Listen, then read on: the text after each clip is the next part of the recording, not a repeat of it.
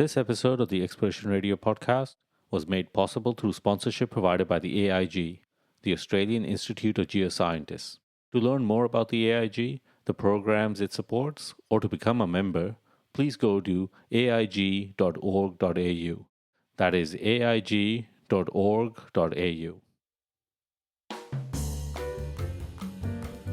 Welcome to Exploration Radio.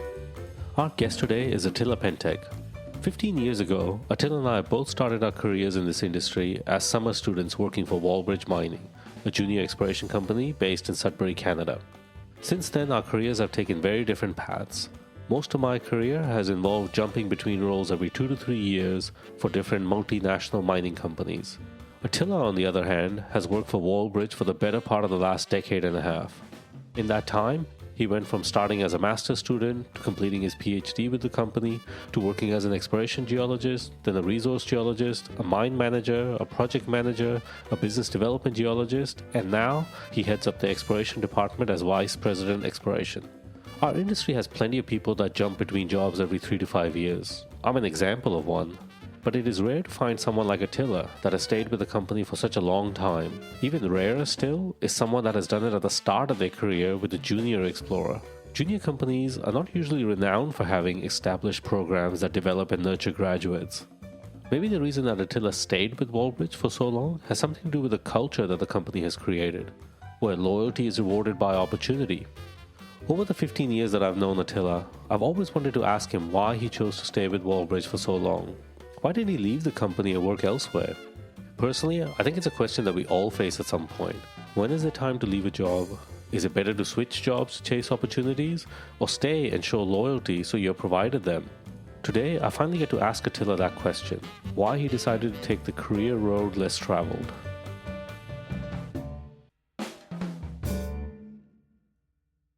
This episode of Exploration Radio was made possible by the support of the Minerals Council of Australia. Find out why there is more to Australian mining and join the Friends of Australian Mining supporter network by visiting minerals.org.au. That's minerals.org.au.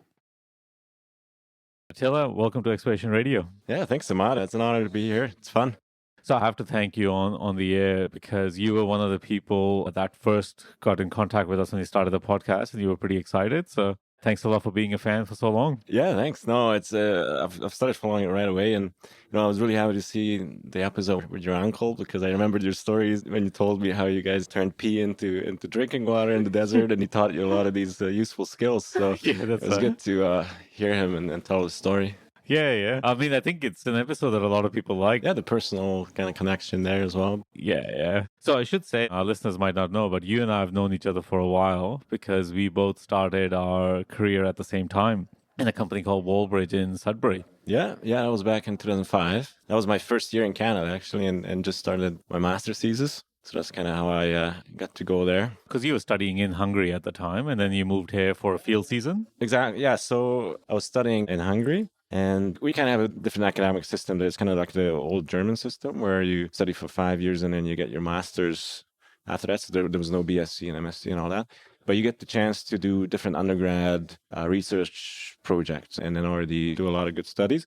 And so I did a couple of those, and then the professor was just, well, how about you start a master's thesis in a Canadian project? And I'm like, oh, wow, that's just amazing. Like you hear about Sudbury and Abitibi and Canadian Shield all the time, and in school it keeps coming up, and or geology, and of course the large impact and everything. So that was just an amazing opportunity to come here because in Canada in Hungary it's all Miocene volcanics, and if we have any Paleozoic rocks, they're like a tiny outcrop, and it's a holy shrine, and everybody goes there because it's like the oldest rock around. That was a great opportunity. And then there's also, obviously, there's not much exploration going on in Hungary at the time. Definitely not that kind of landscape or in the middle of the bush like in Canada and Sudbury. So that was a lot of fun. And then, of course, meeting a lot of people like yourself from all over the place. So that master's turned into a PhD then. So that's why I kept going back every summer. It was sort of a nice gig. So Wallbridge supported these theses. So in the summers, I was there for 3-4 months, doing a lot of field work, doing a bit of my own field work, collecting samples and all that, and then went home to Hungary and did teaching and lab part of things. interesting thing that I found about Wallbridge is that they used to do this. That summer that we started working, there was people like yourself who was there doing field work for their research. There were people from all over the world, essentially. There were some German students. There were some students from BC, all of these different things. I think the company made a conscious effort to have this kind of integration of people that weren't just bush geologists or something like that. Yeah. Yeah, exactly. I mean, some of it was sort of a creative way of finding good geos because, at the time, obviously 2005, 6, 7, there was really very little geologists available, very few. And somebody coming out of school was already asking for $350 a day sort of thing. So things were booming. So Warbridge started this approach of attracting European students, lining them up with visas or whatever, and then bring them over. And then either it turns into a master project on one of the showings or something like that. Or if not, then it's still a really good opportunity for both. Like, they get quality students that are passionate and they really want to be there. And it's a huge opportunity for them and they really enjoy it. And then, of course, for the students, it's like being able to work in Canada. It's amazing, yeah. I mean, I think it's a great idea from that point, right? That the company they had students that could tackle problems. And if something good came out of it, great, it could become a project. The student gets something out of it and the company gets something out of it. And I think from my perspective, when you learned in Hungary, you had different skills to what are taught in Canadian universities. So having someone from that university, you brought a lot more fundamentally different background than from what I was learning in university at the time. Absolutely, yeah. Yeah, exactly. Well, and for us, it was also a steep learning curve in terms of you can't just take any kind of hammer and expect to be able to sample an outcrop that's totally smoothly glaciated and all that. And yeah, just the sheer age of these rocks, that's very different from what we're dealing with at home. Yeah, that's and it's funny you say that because that summer you and I were on the same field team, and I remember this realization you had about the hammer thing. That thing on day one, outcrop one. Yeah. It's like, I think we have the wrong hammer for this job. Well, and just like peeling back moss was always just so much fun. Like you basically, you go into this jungle and it's like a carpet. You can roll back the moss and then expose the outcrops. So it's exciting times are in the field. Yeah. So one of the questions I always had is, you obviously had a very academic training. Did you want to get into more the mineral exploration side and away from the academic side?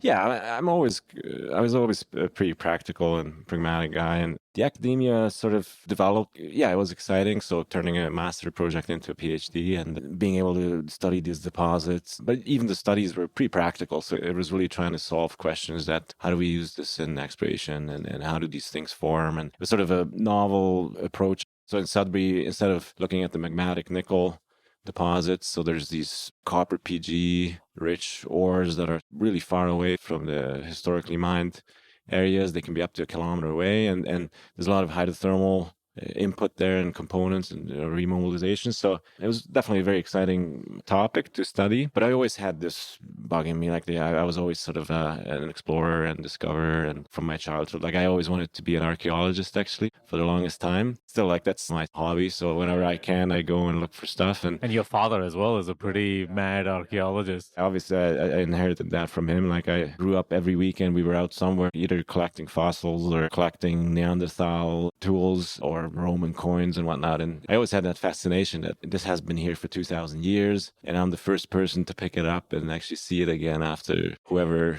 some idiot lost it there at the time. So, yeah, so I always had this in me that I want to discover stuff, and that's what is really a passion of mine up to this day, is to go out there and discover. So, like, if you look at what you did in Wallbridge when you joined, you did a number of technical roles as you went through. You were project geologist and a senior geologist. When the company had something small into production, you did kind of a technical role there as well. So you were pretty technically focused when you started, which is a good marriage of your academic training into your practical kind of job. Exactly. And then I would say as a VP exploration, I'm still pretty technical, and I like to stay close to the rocks, and I always like getting the quick logs in the morning and check out the cross sections and see what we've hit, and then I try to make it up to the site whenever I can, spend a few days with the geos, and I really enjoy the discussions there and seeing the rocks. So I'm still pretty technical. But yeah, as you're saying, like over the years, I learned a lot of technical skills. I've done resource geology, resource estimates and whatnot. So I think it's worth mentioning some of the roles you did because they are really diverse. yeah, so picking up from where we were, so doing this master's and PhD and being here in the summers, for several summers, the job was actually pretty similar. It was a lot of prospecting and trenching and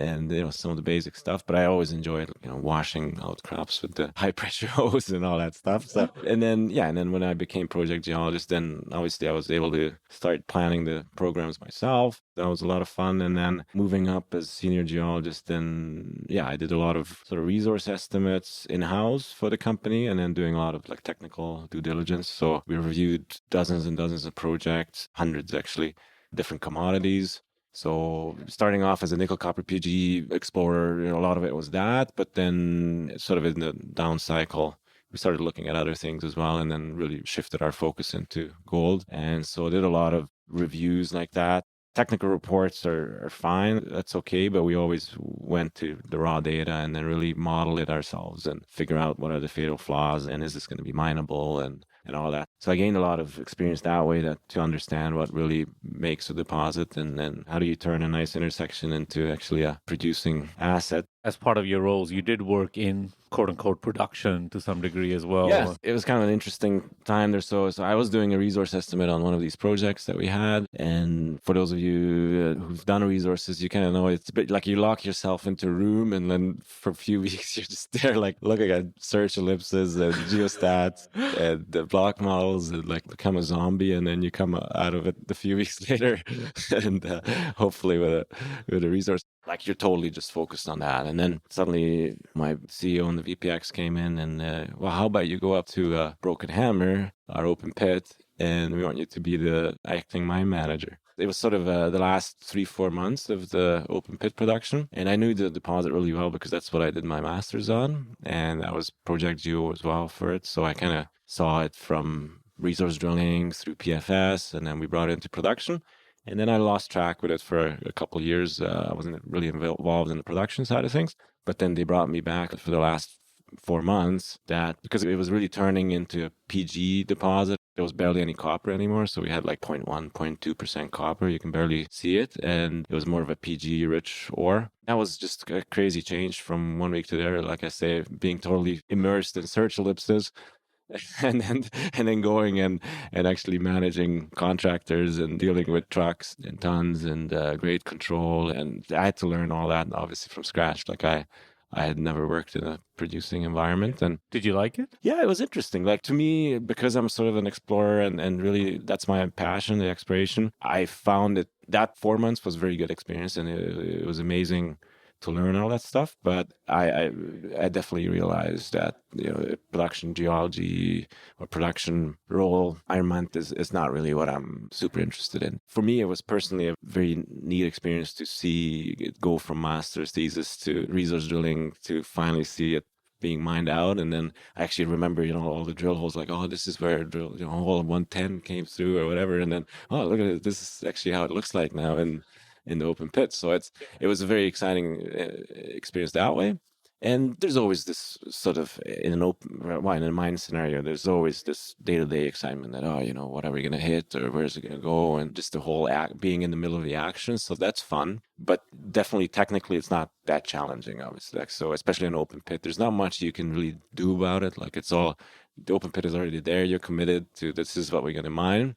So now it's really just great control from day to day, like sample the blast holes and then, okay, this is where the ore waste boundary is. So it's really the additional things that came with it that I had to learn, like the managing people, we had to keep sending ore to the mill, keep it fed. And then, so you have to plan ahead a week of how much am I going to, and then you had to learn these blasting schedules. You can't just blast stuff all over the place. That you kind of have to do it logical. Like you can't blast it on top of the other thing. And so it's a lot of these processes I had to learn and the grade control. But I think like one of the things that I've found like working in open pit is you get a better sense of how do you like pay for everything, the day-to-day economics. And it's so much work. I know. I can't Yeah, believe it. So like, I know. really? You can see, like you said, like blasting schedules. I remember if you had a wrong blast or a wrong schedule, you could see the immediate effect in like the mill having an issue for like the next 4 or 5 days or whatever it is. And you go, oh, well, we used to make $1 million a day in the mill and now we're going to lose $4 million because Yeah, because you're sending too high grade or too low grade and the recoveries aren't that good. Yeah, so there's a lot of these kind of things that really builds well on this due diligence or technical review side of things as well, because then having the open pit background as well, then you can put it all together and then really review these projects with an eye of, okay, well, I've seen that. And even though it was a small open pit, it was only 2-3 years, 300,000 tons, pretty high grade ore. But basically the process is the same. yeah, you just do it for longer. Yeah, exactly. That's right. So it was a really good learning curve there and kind of a training ground for the whole team and the company. It's built credibility for the team that we can do this. It didn't generate a bunch of cash, but it was during the worst times in the industry, 2014, 15. We didn't have to raise money, dilute too much. We were able to keep the team together and really provide this experience to the whole team and build a reputation that we can do it safely and we're not messing it up. Because obviously, as a junior, there's always people are worried that, oh, these guys are going to go and mine it themselves. Like, they're just going to mess it up. Well, especially, I think that's always a challenge when you're an exploration company and you try to develop something. There is the risk that you might stuff it up and sink the whole company along the way, right? Because you're putting a lot of money in. But this is where I think Wallbridge going down the path of having this small kind of operation, they were perhaps not risking too much. It's not like your capex was $400-500 million or anything like that, right? No. It was a small open pit. So that was the nice thing that you could basically start it up anytime, a little bit of cost, and then you can also close it up. Of course, the metal prices kept nosediving as we were mining, so that didn't really help. But because it was high grade, we could basically do it. And then the other production experience, which was then again totally different, is once we got into this phenolon, and this is more recently now, so this is 2 years ago, we did this underground bulk sample, which again, it was a 35,000 ton underground bulk sample. So it was again the same kind of thing where it is basically a test mining scenario where you're doing the same things that you would do in a 400-500 ton per day underground production. You're just not doing it for many years. You're doing it for 9 months or a year. So we put in 2,000 meters of development, went down 125 meters, and we took 5-6 different stopes, sort of testing this long hole mining method. Long hole stoping. And again, that was a lot of totally new experience because it's a different commodity. You were dealing with really nuggety, high grade chutes. So you're trying to figure out capping. When you're dealing with intersections like 260 grams over 7 meters, you're always worried, like, how well is it going to hang together? How am I going to mine this? And what kind of a capping should I use? So a lot of that was very interesting. And then again, of course, this ongoing block modeling and trying to refine the models. And that was pretty interesting. I think every exploration geologist should spend some time in sort of a production environment like this and really learn these things. And for our team, like, this was really, again, a beautiful experience to be able to. It's an advanced exploration project where you can get both worlds. So it is production, so you need to do the day-to-day grade control and all that, but it's still an evolving exploration story, and then you're still finding new stuff. And so basically it's the same team doing both things. So I think that has been really exciting for the whole team, that they can be part of both worlds. So one of the reasons why I wanted to tell you about all these roles that you've done is because of that part. One of the things that's difficult for juniors is that how do you ride out the bottom parts of cycles when it becomes really hard to get funding and things like that. So companies have two options. They can either ask their team to try to do something different, or they can try to change a little bit about what they're doing so they can ride it out. So I think in hindsight, it looks like maybe Wallbridge took the opportunity to kind of retrain their people during the downturn in different ways, so then they could get benefit out of it when the markets became better. Yeah. I think Wallbridge has always been pretty creative in finding financing and kind of ways of how to transform the company and move it forward. And so we also had JVs with majors on different projects, and that was a good way to build the team and keep it together and not dilute the shareholders too much. That's why we were able to keep an in-house technical team together for I've been with the company for 10 years, but we have other geos that have been there for 8, 9 years, 10 years. And even some of the younger guys, like they started with us 4 years ago, but they like the culture and then the whole experience. So can you talk a little bit about that? What's the culture in the company that's convinced you to stay there for 10 years? Because that is a little bit unusual. Yeah, oh, for sure. Yeah. No, I realized that. And, well, so there's definitely the culture is one thing. So Walbridge was always very supportive of developing people and really investing a lot in geos to train them up and put more and more responsibility on them. I mean, it sounds very simple and it's just Yeah. kind of an obvious thing, but Yeah. I see it more and more with a lot of these exploration companies out there that geos are really just treated like a tap. You turn them on and off. Yeah, they're a commodity that you get rid of. Exactly. And so you have these logging geos and they're kind of siloed into that position. They're really not part of the bigger process of why we're doing this and why we drilled this hole.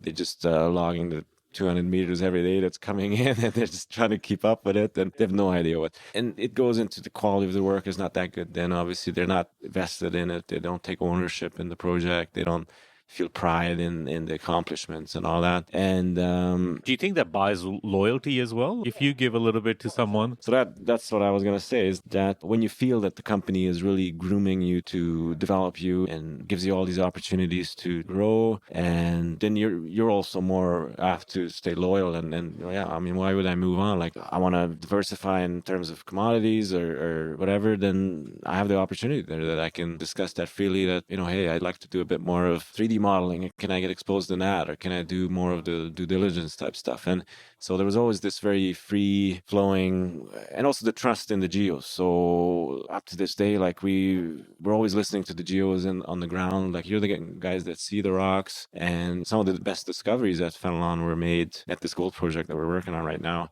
Were made because the geo that was logging, said this is looking really good. Like I think we should have another hole overcutting it or something like that. And then boom, that turned into 140 grams over 7 meters. And this culture of really making everybody feel part of the team, and you have the sense that you can be instrumental in building a successful story. And yeah, personally, like I say, even just this broken hammer story. So I was able to follow it along. It's not very typical for a geologist to be able to see it go from a concept or just a new discovery to actually mined out open pit. And I was even there for the rehab part of it. I was overseeing the planting of trees and like the grass. Maybe it isn't important for everybody, but for me, it was very important to be part of these stories and bring something to fruition and really see that my work accounts to something, and I can really see the effect of my work, and I can be instrumental in building a successful company. And like, obviously there were times when I was wondering, like, should I move on or something like that? But now in hindsight, especially this last couple of years have been just amazing for Walbridge. We've done wonders with the company, and it's really nice to see it now come to fruition. The way that you're describing it is that you try to make every cog in the whole process try to do as much as they can. We talk about this thing where companies hire a lot of geologists and they don't invest anything in them, so they don't get anything in return. And it's kind of like this self-feeding cycle where they go, well, these guys aren't doing anything. It's like, well, you're not really giving them anything either from that point. Yeah, and then I know of several companies there where there is this culture that geos are just there to log the core, and this other guy is planning the drill holes, and the other guy is looking at the assays and modeling. Sometimes logging geos are not even allowed to see the assays, and that's not a healthy environment because then they're really just there for the paycheck. And then are you surprised that they don't have any ownership on things? Well, and of course, then the geos are going to jump ship, and then they're going to do these short gigs because if there's really nothing to stay there for, then of course I'm going to go, wow, Greenland sounds exciting. Let's go there now. And then, there's this project in Chile. I want to go there now, which is nice to build kind of experience in terms of different areas and gives you that type of experience. But I think, all these geos get stuck in sort of that same level position where they're always logging geos or always exploration geos or project geos, and they never really see other parts of the business, whether it's production or whether it's business development or some of the other stages, because they can never advance to more senior roles because the company doesn't feel the loyalty. But of course, yeah, maybe the company also didn't really provide that environment where you really want to stay there. So when you took all these roles, did you have a plan to take all of them, or did you take opportunities as they come by? The latter, yeah. When I was doing that resource estimate, I didn't plan that tomorrow I'm going to work and by that I had to open pit. So because I'm this sort of exploration guy that really likes new adventures and new challenges, and I was bugging the VPXs, even when I was a project geo, to tell me about the other projects. What are we doing there, and like, why are we drilling those holes? And so I always wanted to kind of learn the bigger picture of why we're doing things, and not just be good at what I'm doing in the field and really know my project area, but understand the bigger business decisions and strategy and all that. But I didn't have absolutely any kind of a plan of where I want to take my career to. Yeah, I mean, I always knew that exploration is really where I want to be. And like we said, I am more of a technical guy, but I don't really have a 5-year plan where I'm going to start my startup and I'm going to be a CEO of this company or whatever. And I don't have this planned out like that. So one of the downsides of taking new opportunities and things like that is that you might get things wrong. How do you face those? Because I think that's probably something that stops people from taking on new roles. If I'm an exploration geologist, I don't want to do resource geology because I might not be good at it or I might make mistakes. So how do you deal with that, like you personally, but also maybe comment on like how the Wallbridge deals with it, because they're also taking a risk in making you a resource geologist, right? I don't know. I mean, obviously it doesn't happen from one day to the other, but you just got to feel out people's skill sets and interests. And that's why I also in the team, like, I don't want to tell people like, okay, we want you to model these faults and get it done. And because if that person is not interested in structural geology or doesn't have an aptitude to recognize structures in the core and all that, then it doesn't make any sense. So you got to find what sort of people's strengths are and what motivates them. What motivates them, and give them those opportunities. And again, like sometimes geos are just transferred back and forth within the company without really asking them, like, do you even want to do that? Or what are you interested in? What skills do you want to develop further? And at Wallbridge, and myself now as leading that team, I'm definitely trying to make sure people are happy and they're challenged and they can develop their skills. Being afraid of these new positions, yeah, obviously, like I had to think about that mine manager role. Like it wasn't something like, oh yeah, let's do it. I had to think about it a few days, what are the implications, and I didn't have much people management experience either. So there's still sometimes you're thinking about the language barriers a little bit as well. English is still not my first language. And then, of course, you're dealing with some French people as well. And dealing with contractors, it's always a different dynamics, different mentality. And especially if English is not your first language and you didn't grow up in Canada riding skidoos and you're not the biggest hockey fan, there's some of these cultural things, then it's hard to necessarily connect then, for example, with miners. But actually I find that I did end up finding that much easier than I thought. So like when I was doing that mine managing role or working with drillers, I have a much easier time communicating and discussing with them than sometimes with some of the suit people in Toronto, we have still more in common with miners and drillers and guys out in the field. And so you're a lot closer to them than you are. But initially I was a bit worried about that. Is that going to be a difficulty or not? When you manage people, like, I mean, you said you had to kind of learn those skills. One of the things that I've often seen in organizations is that when people are technically minded, it's hard for them to let go of things when they become managers. Yeah, I think we all have that. And I'm the first one to admit that I hope I'm not micromanaging things. And I'm sure Project Geo's listening to this later. They're going to go, oh, this is bullshit. So, no, like I definitely put a lot of responsibility on the guys and run with it. And I don't want to tell you how to do it and all that. Yeah. And I really want them to come up with good ideas. And they're the ones that are facing those problems there from day to day, and they got to figure out solutions. So I don't want to be the one telling them how to do it. Obviously, there's a strategy that we want to follow, and this is sort of the mandate that we want to expand this here or find that, or the day-to-day stuff I don't want to have to manage for them. And that's, again, a trust thing. Like, if you put a lot of trust in these guys, even though they're 26-year-olds, then they're like, oh, I'm given all this opportunity and I can run with it. And then I can come up with my ideas of how I would want to do this. And of course, they still run it by me. But then, like I say, I trust a lot in their judgment. The reason why I asked that question is because I think I haven't run the same amount of teams you have. But one of the things I found difficult is that in some way, you have to kind of make yourself redundant as a manager in some ways. And I think that's a challenge. Of course, yeah, we all face that I can do this better than the other person or whatever, but then you can't do everything yourself. And it is good to become redundant and say that, okay, I don't need to worry about this anymore, and they can really take care of it. There are things that I don't want to let go of, which is, like I say, some of these technical things. I mean, I'm still drafting a lot of our press release figures because it actually gives me a good opportunity to digest the information, work with the assays, and plot it up and really see how things are shaping up. And I know the drill hole names by heart. Like I know which hole hit what because I want to be involved in that. It's partly because that way I can tell the story much better to upper management or investors, or it's much more credible because I actually... You still have some skin in the game, essentially, right? You still have some involvement. Exactly. And I don't lose track of the actual data. But yeah, so some of these things I just want to still be involved in and keep it as well. I want to see the intersections myself visually, like actually go to site. And it's one thing to get the quick logs or get the assays, and then, yeah, you kind of have it in your mind that, yeah, this is a shear zone that's probably going this way. And if you're there and you see the core, then it's much better. Like I'm a pretty visual guy. So do you struggle to figure out which things you want to still control and which things you want to let go?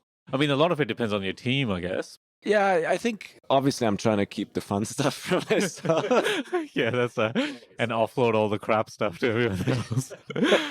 No, like in the position that I'm in now, there's a lot of work that I'm not necessarily trained in or not necessarily enjoy. A lot of HR or the administrative side of things. Administrative things, which that's not why I became a geologist, right? That's not really doing much for me. We need to get it done to run the business. But, so that's why I still want to do some of the fun stuff. That's why I want to be involved in a lot of that. So one of the things that I wanted to ask is, like, in a tough market, it is pretty tough to be in a junior when you can't raise money and things like that. So how do you motivate yourself during those times? Because it is, it could be quite a tough time to be part of.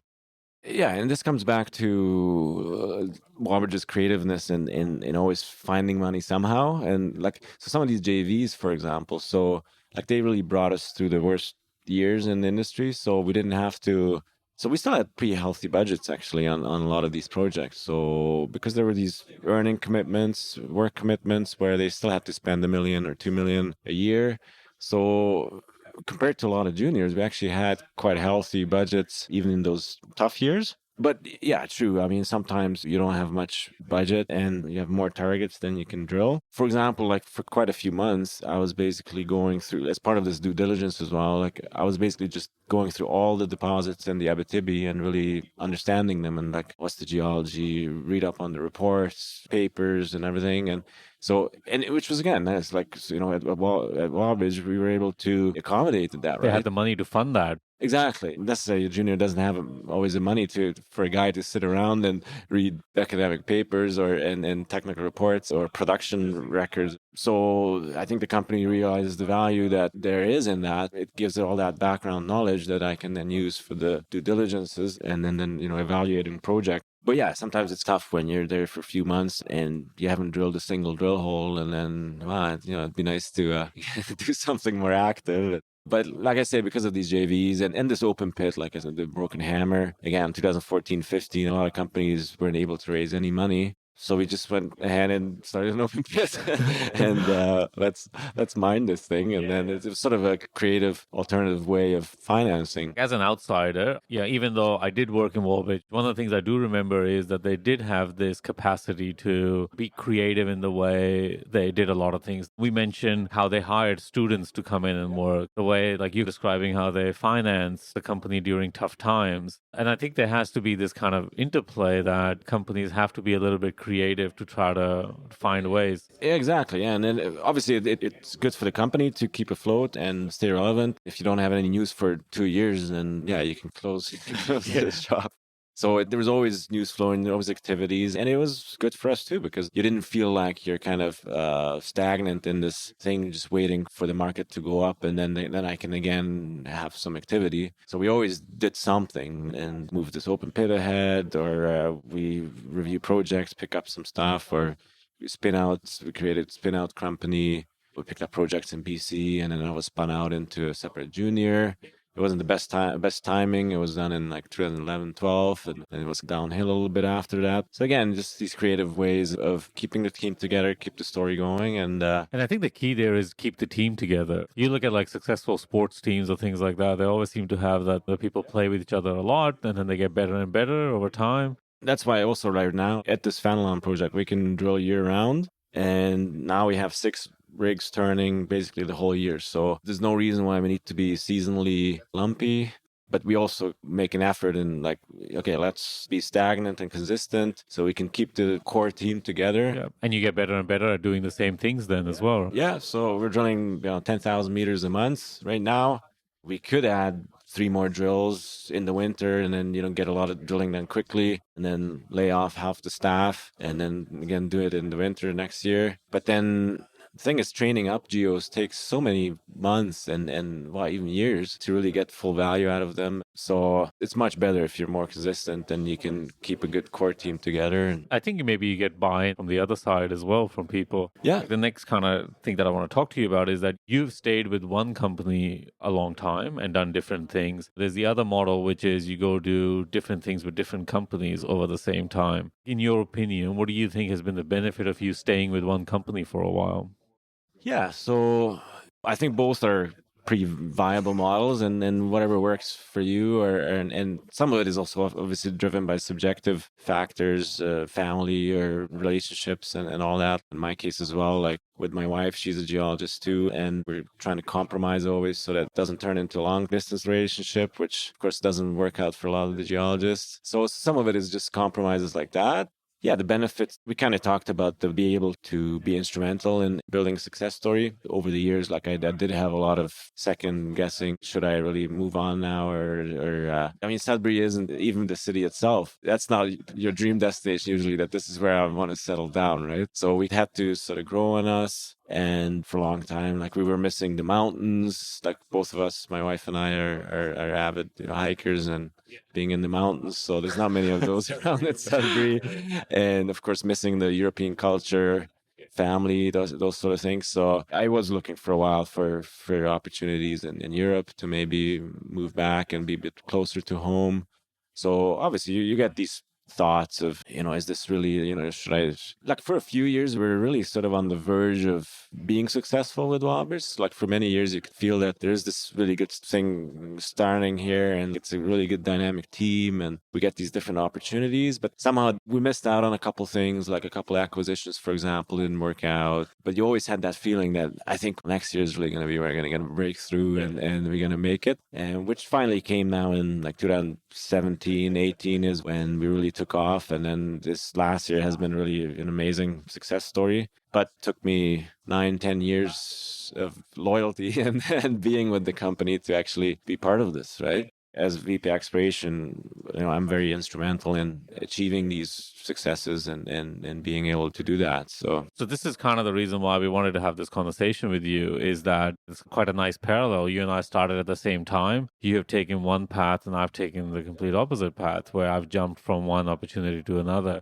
And I think this is a thing that a lot of people in this part of their career struggle with. Like, how long should you stay in a place? Oh, and there's no recipe for it. And like I was ready to move on, 3 years ago or 4 years ago, but then things just didn't work out that way or whatever. And then suddenly we got into this Fenelon Gold and this discovery story. So now I'm really happy that I stayed on. But yeah, I mean, if you're passionate and you're ambitious to have an amazing career and really make a difference, you can do it different ways. Like you can do it like you did, trying all kinds of different things, different company sizes, different continents. And that's really good if it works for you. Don't get stuck in, if you're at a company that you don't enjoy and you don't really get to see that culture, this support, and like I said, these opportunities, then don't just stick around there because it's convenient. So definitely try to take all these opportunities that are out there and move on. Like in my case, I did see a lot of these good opportunities in-house within the company, so I didn't really have to move on. And I think that's a good point. If I look back and say maybe a lot of the times that I did move on, I think there were points where like the opportunities you had probably dried up, or the company maybe lost a little bit of loyalty or trust. And so now I didn't feel that relationship was probably right.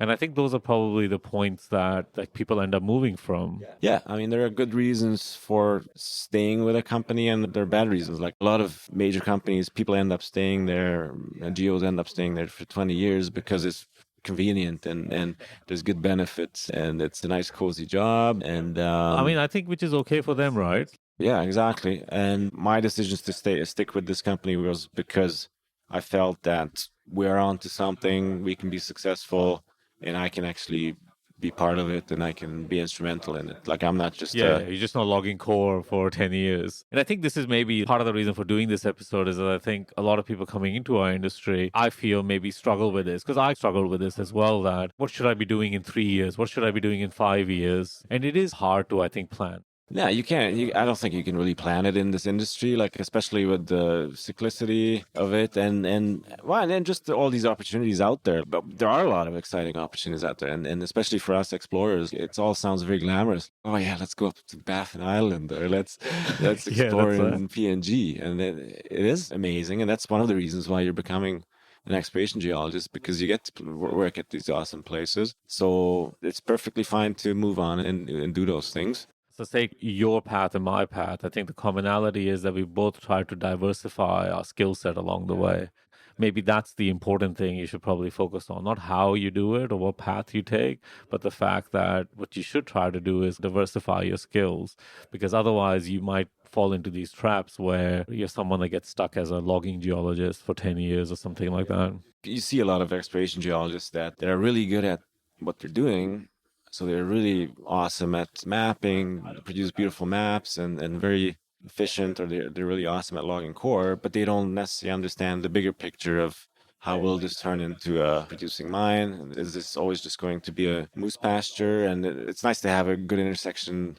But if it's right beside a glacier, or if it's at a First Nation border, then it's not going to move on to be a mine. So a lot of these things necessarily you don't understand if you haven't had some of these roles where you were exposed to these positions. Yeah. Yeah, that's right. And I think getting that holistic view on the industry, understanding what an engineer wants, or understanding what a resource geologist wants, or understanding what investors want, I think these are quite nice things.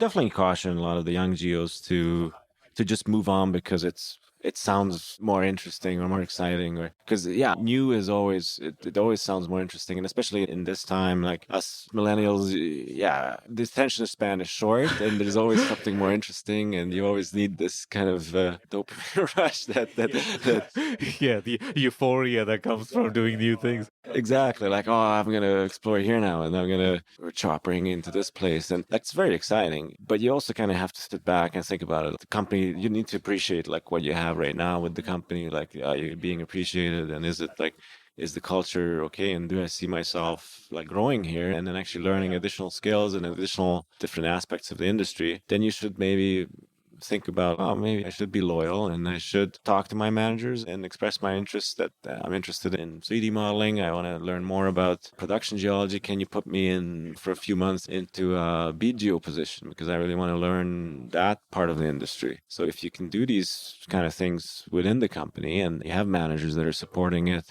and they're willing to give you all these opportunities and invest in you, then I don't think there's necessarily a reason to move on. Yeah, I think that's a good point. So we're getting close to the end of our interview. So since you're an avid listener, you know the two questions that are coming up. So first one, so what's something that you think needs to die in our industry? Yeah, I think just going back to the culture, there's a lot of problems in our industry, of course, in terms of culture. One being diversity. So it's a bit of a cliche, but most companies are still controlled by old white men. And there are, a lot of good success stories with young managers and female leaders and all that. So I think we need more of that.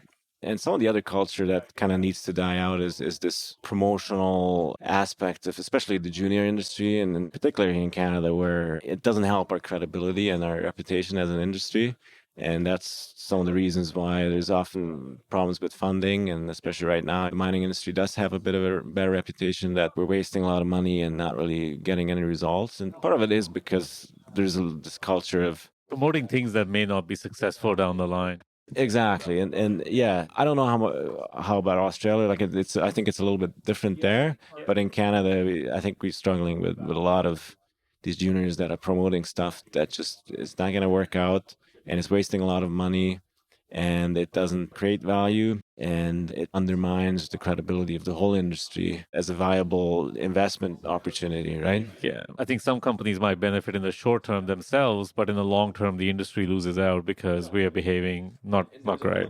And there's a whole new set of investors now out there, all the millennials, and so we're competing with Elon Musk and all the tech companies, and we have to prove, I think, that we're credible guys that are doing good business here and very important in for society, and we can create value, and you guys should support us. Yeah, that's no, I think that's a great point. So conversely, what do you think is something that we need to maintain at all cost? Something that's fundamental to our DNA?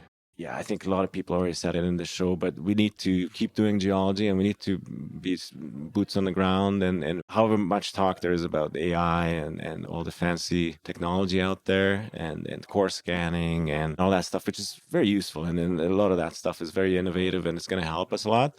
But we can't lose focus from actually being out there and seeing the rocks ourselves. So, young geos need to gain all that experience in logging, field geology, to see the rocks, because otherwise, all that technology is going to be useless, and it's not going to help you in the long run. So I think we need to keep exploring and we need to look at rocks. And because I see that tendency, a lot of the young geos now, and we have that problem in the team as well, that logging core is perceived as a role that, we have to log core because it's part of the job and it has to be done, but they really don't see the value in it, and they want to do more glamorous stuff like 3D modeling and everything. But you're not going to be successful in 3D modeling and resource estimating in that if you haven't put in the time and actually see a lot of rocks. I think that's a really important point. And unless you understand the context of what you're looking at, what you're trying to do in the modeling, it's a moot point. So I think that's a great point to end on. Thanks a lot for joining us, Attila.